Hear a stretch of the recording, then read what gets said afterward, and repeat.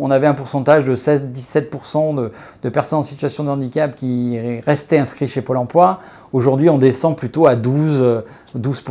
Dans notre société, on reconnaît plus facilement le handicap moteur, qui aujourd'hui est complètement banalisé, le handicap sensoriel avec les problématiques de vue ou d'audition. Mais par contre, ce qu'on voit évoluer et qui n'est pas encore très bien accepté aujourd'hui, c'est les troubles, tout ce qui est psychologique, situation de personnes qui ont des maladies spécifiques comme la paranoïa, ou alors des troubles du stress au travail qui déclenchent des problématiques de sommeil, d'humeur, d'angoisse. Aujourd'hui, le public en situation de handicap, c'est des personnes qui ont 40-45 ans de moyenne, puisque le handicap, si vous voulez, on l'a à travers l'âge.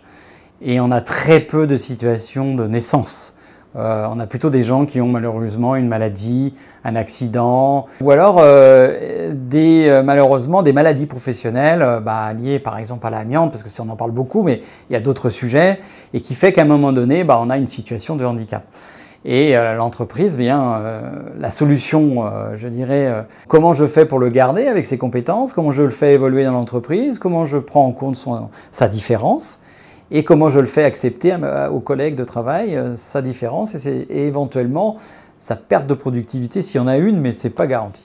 Donc toutes les entreprises privées et publiques d'ailleurs, depuis la loi de 2005, à partir du moment où nous avons 20 salariés dans une entreprise, nous devons recruter 6% de personnes en situation de handicap.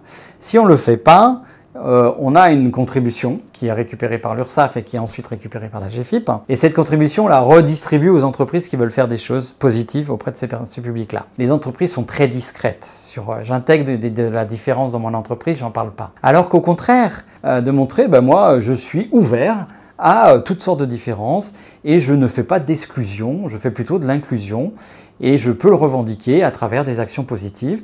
Et comme on sait que les entreprises n'en parlent pas beaucoup, le MEDEF, la DETS, la GFIP et maintenant le FIPHFP qui nous a rejoints, on a décidé de mettre en place une soirée spécifique des trophées où on va récompenser justement des entreprises qui sont discrètes, qui n'en parlent pas et on va leur demander justement d'en parler, de mettre en avant leurs projets et disent en fait aux autres qui sont un peu réfractaires, ceux qui n'ont pas envie, ceux qui ont peur, ceux qui ne savent pas faire, leur dire c'est possible.